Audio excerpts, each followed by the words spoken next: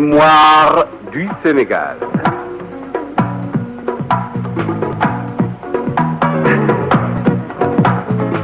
Mémoire du Sénégal de 1455 à nos jours.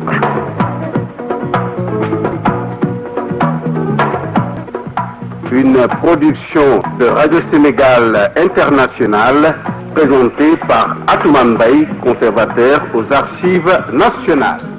Amis auditeurs de Radio Sénégal International qui nous écoutez de par le monde, bonjour ou bonsoir selon l'endroit d'où vous nous recevez. Le 22 mars 1967, un attentat était perpétré contre la vie du président Léopold Sédar Senghor le jour de la Tabaski à la Grande Mosquée de Dakar.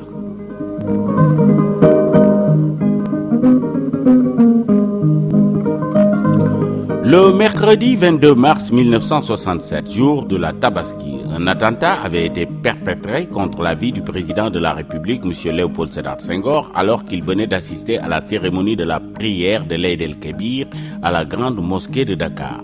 Un homme s'était alors dirigé vers le chef de l'État, brandissant un pistolet 9 mm chargé.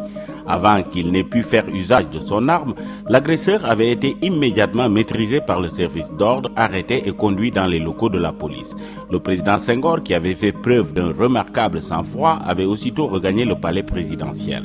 L'auteur de l'attentat manqué, un certain Moustapha Lo, est né en 1926 à Kaolack. Interrogé aussitôt après son arrestation par les services de la police judiciaire, l'agresseur, qui fut en 1962 secrétaire à l'ambassade du Sénégal au Caire, mais qui n'exerçait au moment de son forfait aucune profession, l'agresseur avait reconnu qu'il avait bien voulu attenter à la vie du président et qu'il avait mûrement préparé son projet.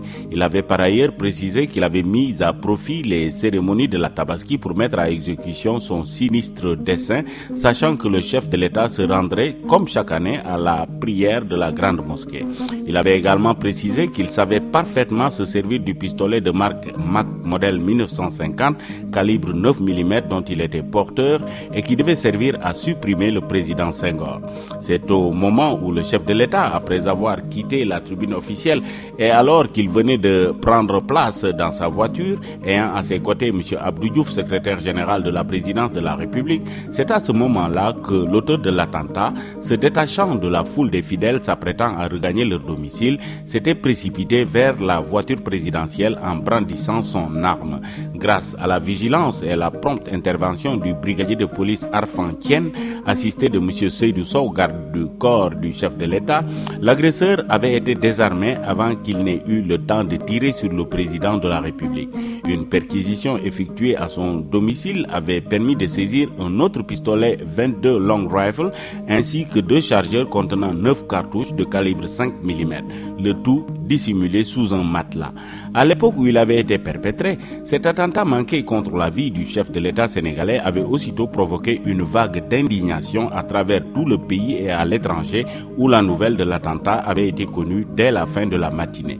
Les innombrables télégrammes parvenus à la présidence de la République témoignaient tous de l'émotion que l'attentat avait suscité partout et traduisaient la vive sympathie dont jouissait le président Léopold Sédar Senghor à travers le monde entier. Quant à l'agresseur Moustapha Lo, il sera jugé et condamné à la peine capitale le 15 juin 1967, une sentence qui sera exécutée le 29 juin 1967.